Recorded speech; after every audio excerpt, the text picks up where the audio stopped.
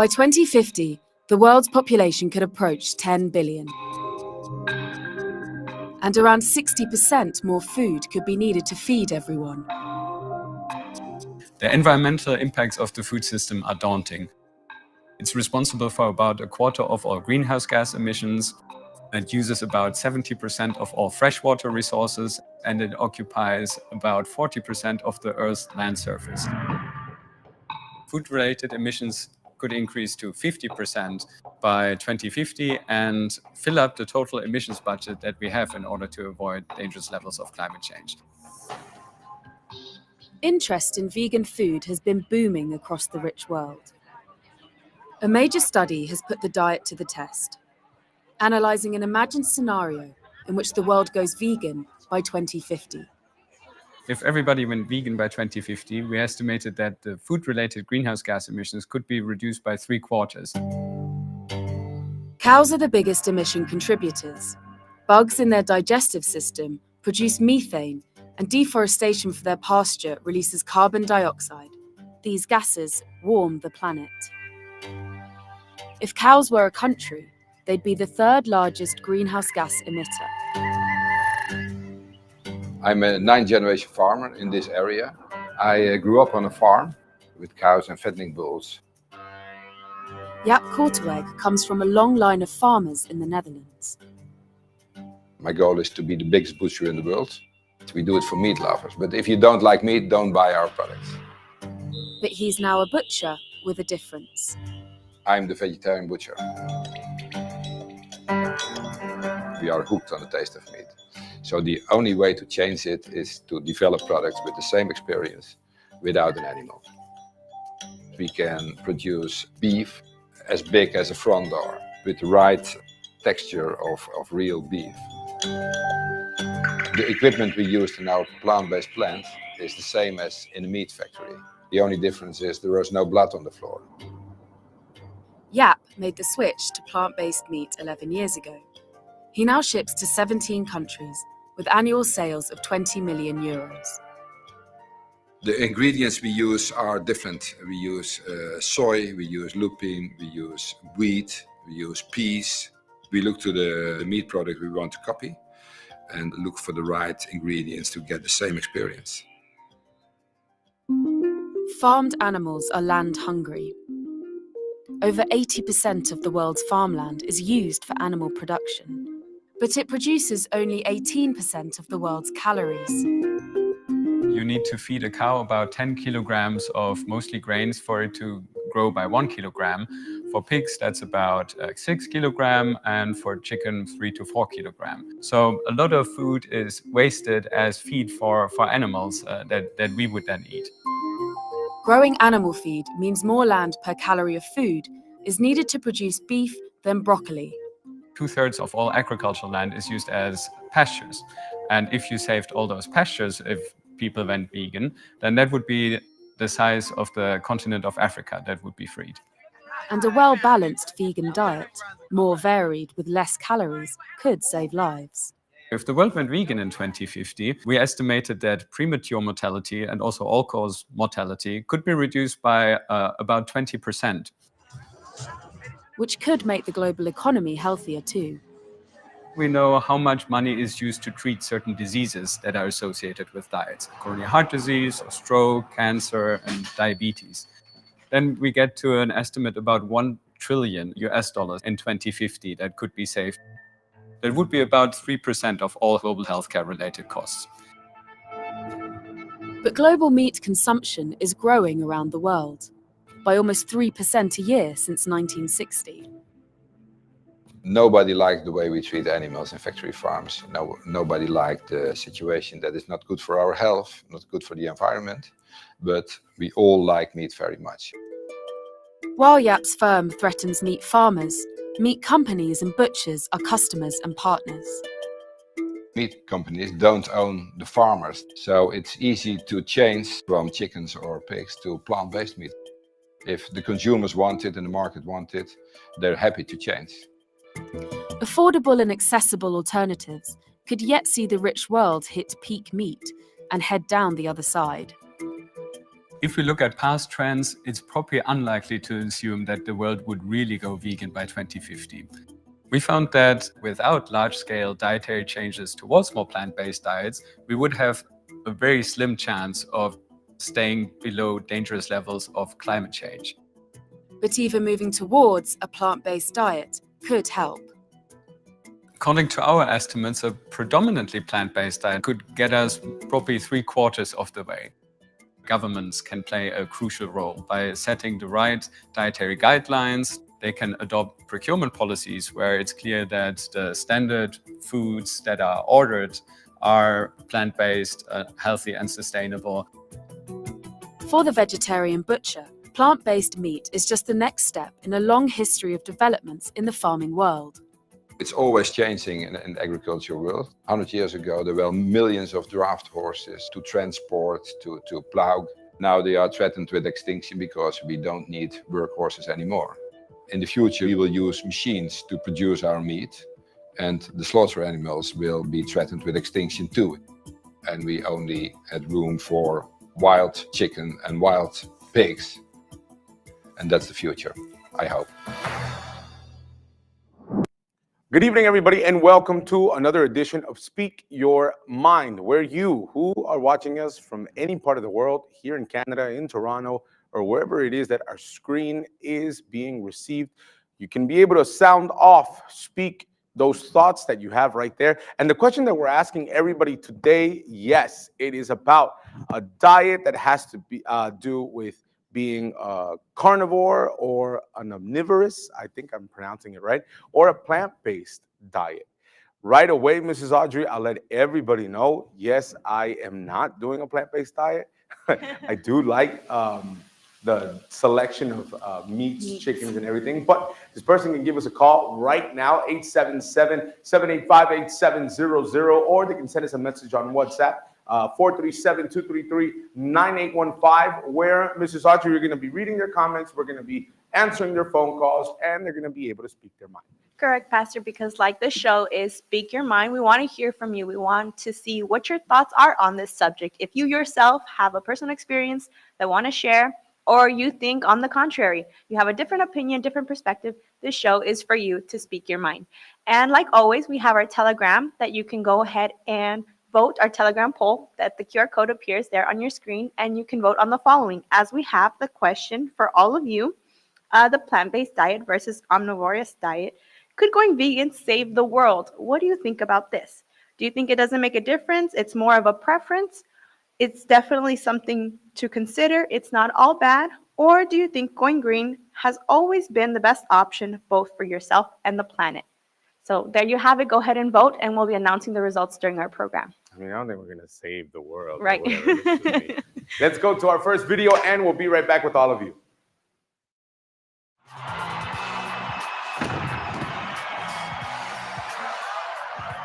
Kendrick Farris was the only male weightlifter to represent the United States at the 2012 and 2016 Olympic Games. Olympic style weightlifting is going from the ground to overhead in one or two explosive movements, the most explosive movements that can be done.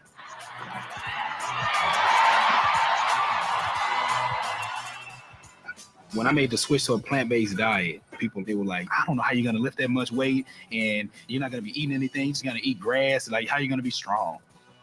I qualified for my third Olympic team, you know what I'm saying? I broke 2 American records. I won the Pan Am Games. I was like, man, like I think I should have done this a long while ago. Like, why didn't I research this before? And Kendrick wasn't alone. 5,000 miles away, I found another strength athlete named Patrick Baboumian. Long digits!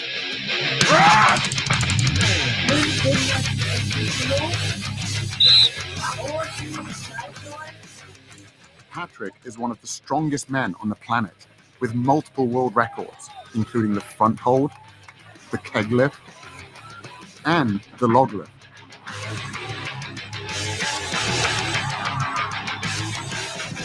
How could one of the world's strongest men be so powerful, eating only plants? No meat, no milk, no eggs. Most of the training I do at home because, as just more practical. Someone asked me, how could you get as strong as an ox without eating any meat? And my answer was, have you ever seen an ox eating meat? I stopped eating meat in 2005.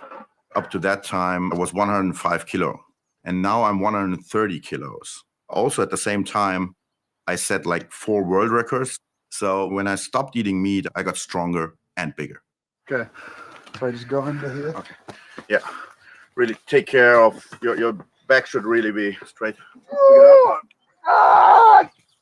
Get up. At 700 pounds, I could not move the yoke at all. It felt like it was bolted to the ground.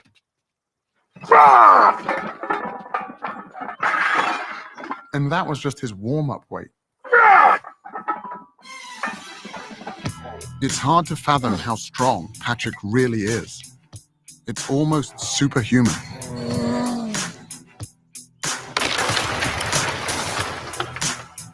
When I met Patrick, he was training to break the world record for the heaviest weight ever carried by a human being.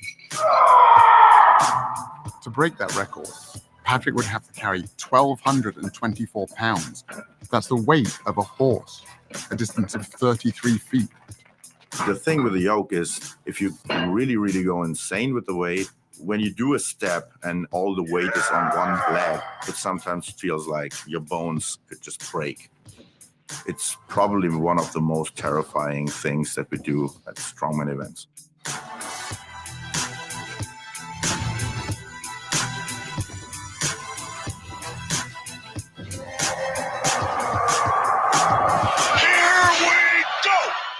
When Nate Diaz stepped into the cage to face Conor McGregor, the Vegas odds makers had Diaz as the 4-1 underdog.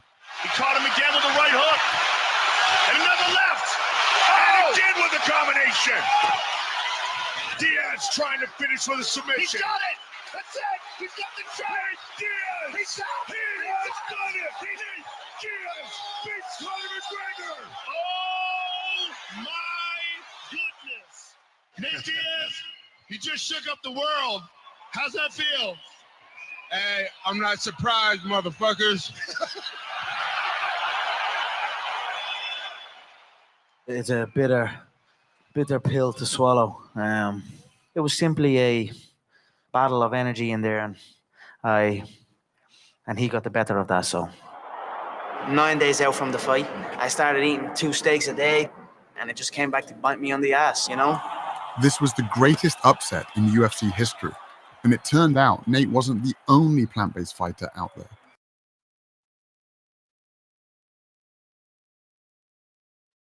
Full disclosure, not only did I watch the entire documentary, but I also watched both episodes of the Joe Rogan podcast. The first where he had Chris Kresser on, essentially debunking the documentary, and then the second one where he brought in James Wilkes from the documentary to have a debate with Chris Kresser about those qualms. That's in total about 7 hours of footage. I watched it all. I wanted to make sure I came prepared to answer all of your questions. I want to start off this video by giving you my baseline thoughts on the subject going into watching the documentary so that you can be aware of my cognitive biases. Now, we all have a bias. In fact, when I watched the debate between James and Chris on Rogan's podcast, I saw their cognitive biases showing. And I think if you're more aware of my cognitive biases and where I'm starting, my starting point is, you'll be able to make a better judgment as to whether or not the information I'm presenting you is accurate, or where it's coming from, and why I think what I do think. As a board-certified family medicine doctor who's done a lot of research on the subject, the recommendation I give most often to my patients is a whole foods, primarily plant-focused diet. Doesn't mean vegan. It means getting the majority of your calories from non-animal sources. But it also means it's okay to eat fish, meats, albeit red meat in moderation, and removing to the greatest extent possible processed meats.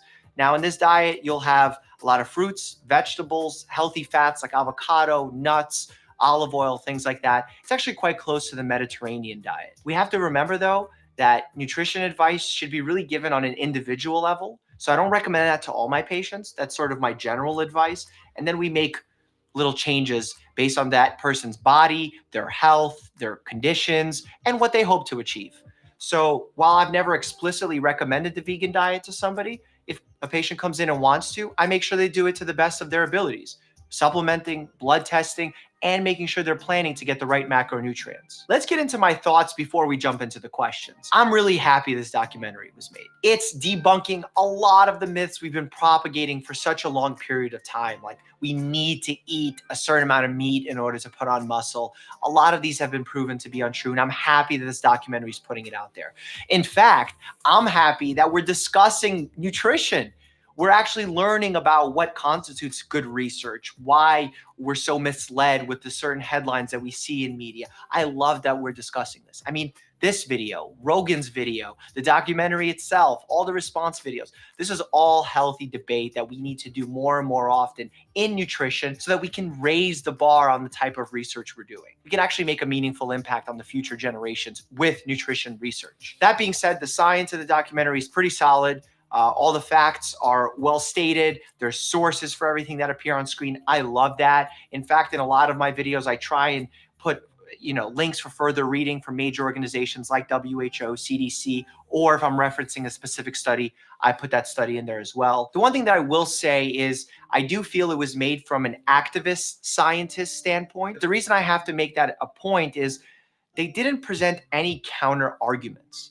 And when you're making a documentary, I think it's in the documentary's best interest, if the documentary's interest is truth seeking, to put all perspectives in there, at least the most common ones, so that we can, as viewers, decide for ourselves what's real, what's not. Now, the experts that they had in the film are credible experts. They're some of the leading experts in the world. But when you only have them speaking about it and no one else from the other side of this conversation, you're leaving a void in there. And it feels like it's been done intentionally from an activist standpoint. Now, I don't want to put blame on anybody or assume why that's being done. I just think that it would have been a more complete picture had we heard from the other side of the conversation about perhaps how much meat is healthy, is no meat healthy, and sort of get a little bit more details on that. Now, James Wilks, who's the star and co-producer of the film, explicitly stated that his goal with the film wasn't to make everyone go vegan. It was to reduce the amount of animal products that they're taking. I love that goal. I think we should all be thinking about that, especially for the environment's sake. But what it feels like in watching this film and speaking to many people about it, my patients included, the vibe that everyone gets from watching it is that eating any amount of animal product is incredibly unhealthy. And we're going to be getting into that as we move forward in this video. But I feel that if your goal was to send one message, but in reality or from a practical standpoint, you're sending a different message, I think something needs to be adjusted. When you're comparing animal food companies to tobacco companies, and we're talking about dangerous words like inflammation, cancer, and we're referencing that only in terms of animal products, you're essentially scaring people off in totality from it, at least in their minds. So we need to be really careful from not only are we presenting all the information factually, but also how is it being understood by the audience? And we're back with all of you. And if you don't know what movie he's talking about, it is the one called Game Changers. If I'm not mistaken, it should be streaming on Netflix. You can look it up on YouTube. Game Changers, which is a documentary that speaks about the benefits of switching to a plant-based vegan diet. But before we continue, I think I have a phone call. Let's see if we can connect a phone call. Miss Ivana, can you hear me? Yes, I can. Hello. How you doing, Miss Ivana? I'm doing good. How are you doing? Good, good. Ivana, I had this question in mind, and I think you fit perfectly in answering it. Do you think, comparing a meat-based diet and a plant-based diet, do you think us as people, we should stick to a regular diet that includes meat, or do you think we should make a switch because it brings more benefits for our health? I think that's a really good question, and I think that this question particularly is neither black or white. You know, for example, I think the real way to answer that is what you would define as a plant-based diet, because people have different definitions of a plant-based diet. You can go the completely vegan route. From what I've personally, I have tried the completely vegan route, and I've also tried what's called the 80-20% rule, which is 80% of the food you're eating is going to be plant-based, is going to be coming from, you know, a plant source, and 20% can come from animal products or be animal-based, whether it be, you know, chicken, beef, whatever protein source you want. And so depending on who you are and obviously what circumstances you're with and what overall you feel comfortable with, it would be best for you. Now, I do strongly believe that anyone and everyone, if they choose, can switch over to a plant-based diet, but ultimately that's the person's decision. You can make it fit to you. You don't have to go 100% one way or 100% the other. You know, everything in life is about balance. So.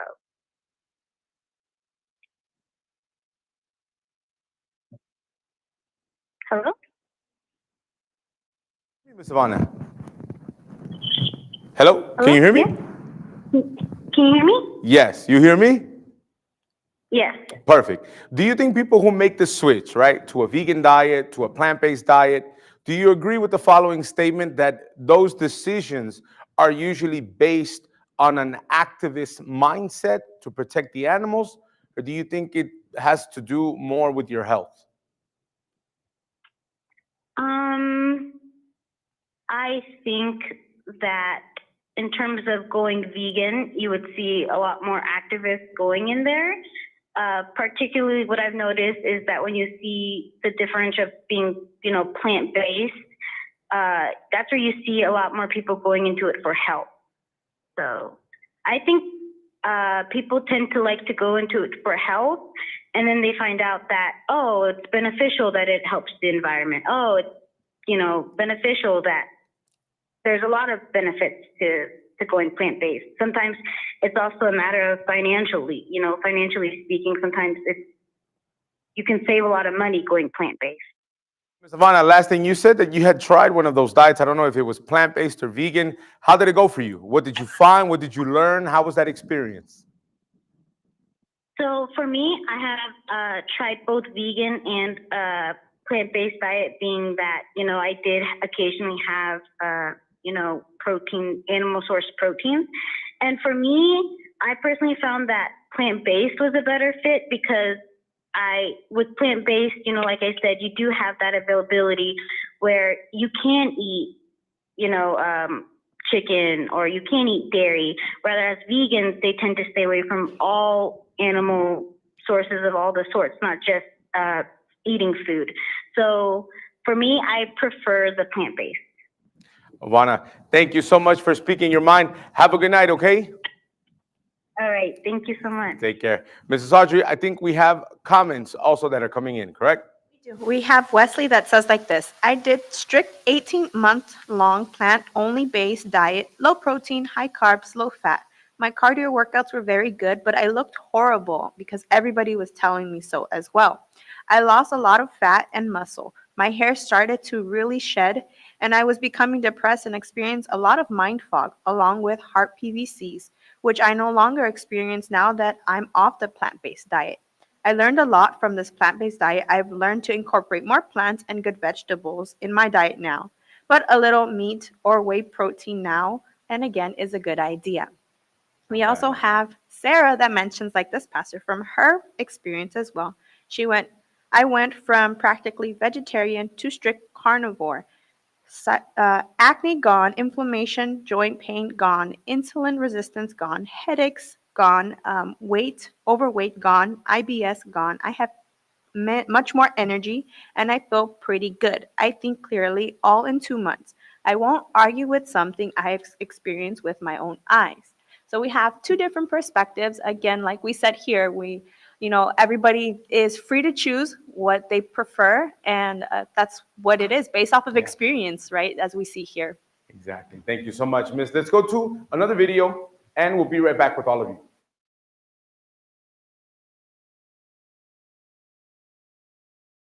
James is here now alongside Dr. Zoe, and welcome to both of you. Thank you for being here. So as we said there, your background is in mixed martial arts. You were UFC world champion, and filming for the documentary started in 2011 after you had an injury yourself. So what sort of triggered that? That's right. I tore ligaments in both of my knees, and I thought, well, what can I do that's productive with my time? I had about 6 months where I really couldn't train. So I started digging into the peer-reviewed research on nutrition for optimal recovery and performance. And that's when I came across a study about the Roman gladiators. So scientists unearthed the bones, analyzed it, and they could basically tell that they were eating almost exclusively plants. I thought, well, that can't be true because you've got to eat meat and animal protein to be strong and healthy. Right. So I just started digging into the research and realized that I've really been lied to by the industry through marketing, through industry-funded research, and sort of switched the way that I eat. Some of our team have watched the documentary and have turned vegan, but you don't like the term vegan. It's plant-based, isn't it? A plant-based diet, not veganism. The vegan or vegetarian doesn't say what you're eating, it says what you're not eating, right? And so the most important thing from the research that our team has seen, and also is recognized by the world's leading health authorities, the World Health Organization, the Academy of Nutrition and Dietetics, the FAO, are all saying that we should be eating predominantly plant-based foods. So it's basically about getting the vast majority of your calories from whole plant foods. And so just to explain, because whenever somebody gives an anecdote about the documentary, they always say, well, there's this bit with these 3 NFL players, and then one of them's given a burrito and the other ones are eating plant-based food, and it has this big effect. So what were you testing for there? Well, there's a couple. So there was one with that looks at, it gets a little bit complex, called postprandial lipemia, but it basically means fat in the blood after you've eaten. So they spin the blood in the vials. Why having blood like that? Yeah, so it actually, we couldn't show everything in a documentary, right? So there's a study been done for the last 22 years showing that when you have that lactescence, that milkiness of the blood, it reduces your endothelial function. The endothelium is the lining of your arteries that produces nitric oxide. And nitric oxide is a vasodilator, opens up your arteries, allows more oxygen, more nutrients to the muscles and organs. And of course, that's going to be better for athletic performance if you don't impair that function. It reduces that by 50% for up to 6 to 8 hours. One of your other tests is on erections. That's right. So it's actually the same principle. So the arteries to your penis are some of the smallest in the body. So we thought, well, there's a device that tests erections. Every night, a healthy male has 5 to 6 erections while they're sleeping. It's part of just normal function. And so we asked the lead delegate of urology for the American Medical Association, could we test this? And so that, this research has been done for 22 years, but not on erections with food.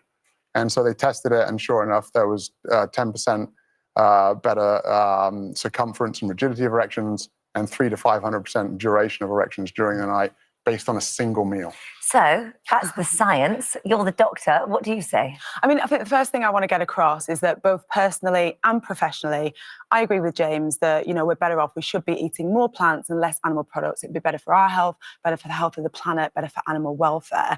But if we talk about this specific documentary, I have some concerns. I think it's actually very misleading in lots of ways. And if we give the example of that specific experiment, which it wasn't even really a scientific experiment, and the scientist even says that, what they did is they put some sensors on these 3 men's penises and sent them to bed with a big metal device attached to their leg. And unsurprisingly, on that first night, they had less erections. They probably didn't sleep as well, and their erections weren't as hard. The second night, when they had the plant-based meal, the difference was the first day they had a burrito with meat. The second day they had a burrito with fake meat, so fake chicken or fake pork. And on that night, their erections were stronger and better. Now, common sense tells you that one portion of meat or fake meat probably didn't make a huge difference. Perhaps it was having this contraption fitted to them, which was completely alien. But, in the program, it's very convincing, actually, that eating one portion of meat is going to affect your erectile function. There's no science, there's no data, research to back that up at all. Well, actually, there is 22 years of research looking at it. And we are going to continue our topic of the plant-based diet, meat-based diet. And you can continue calling us right now. Let's see if we can come full screen.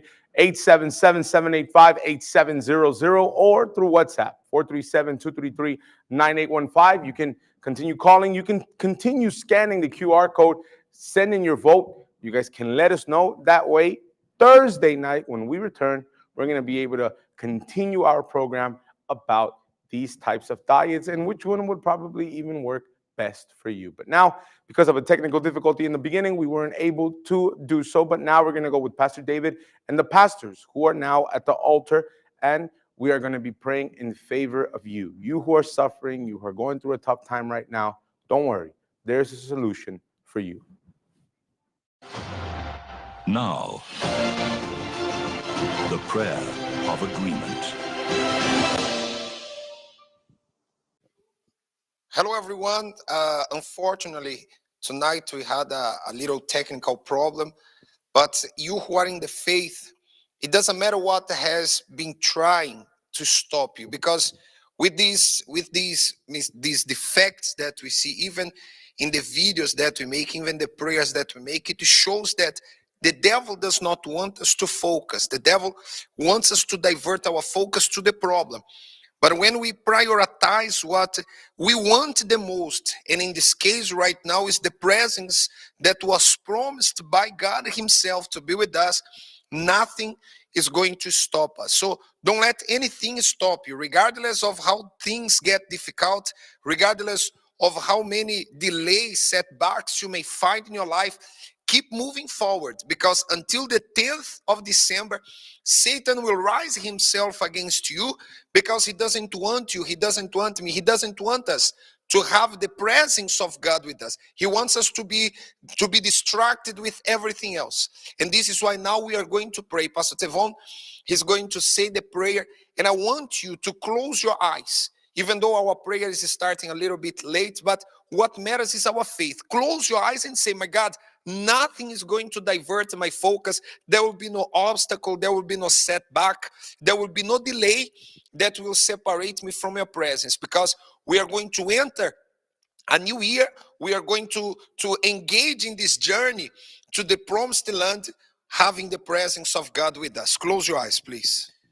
My God, your servant Moses was determined that your presence would go with him. And my Father, your people are in the same faith, that they will not enter another year. Their life is not going to continue in the way that it has been, because my God, they're determined to have your presence with them. And for this reason, my God, those who are engaging in these 21 days, because they understand that everything is nothing if they do not have your spirit, if they do not have your presence in their life, and they're seeking, my Father, to be sealed. They're seeking for the promise of your spirit in their life, of your presence in their life.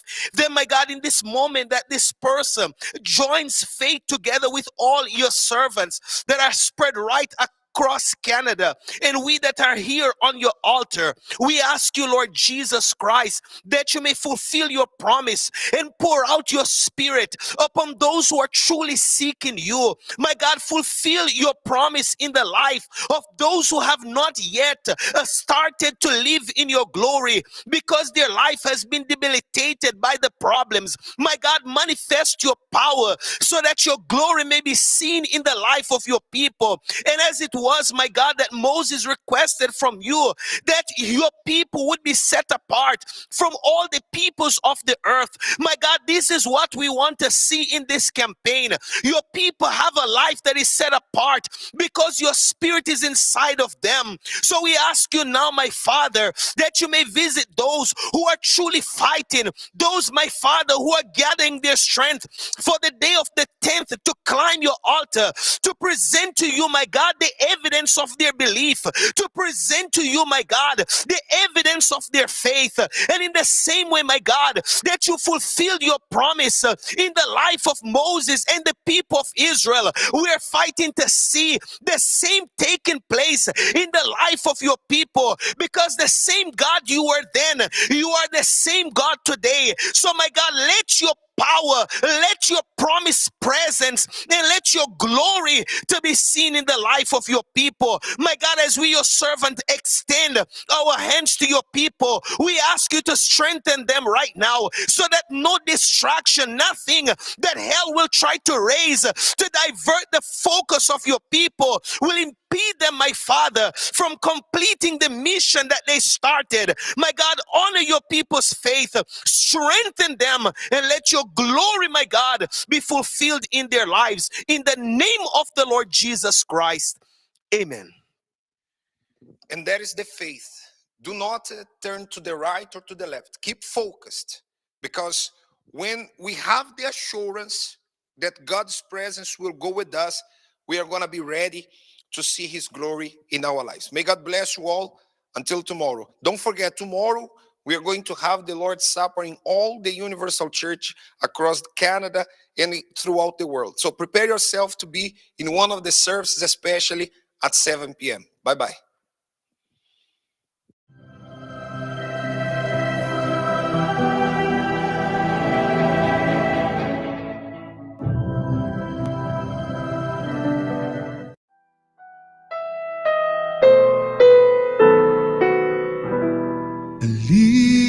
up my eyes to the hills. From where does my help come? My help comes from my Lord, who made heaven and earth. He won't let my foot be moved. He who keeps me is the Lord, the one who keeps Israel. Will neither slumber nor sleep.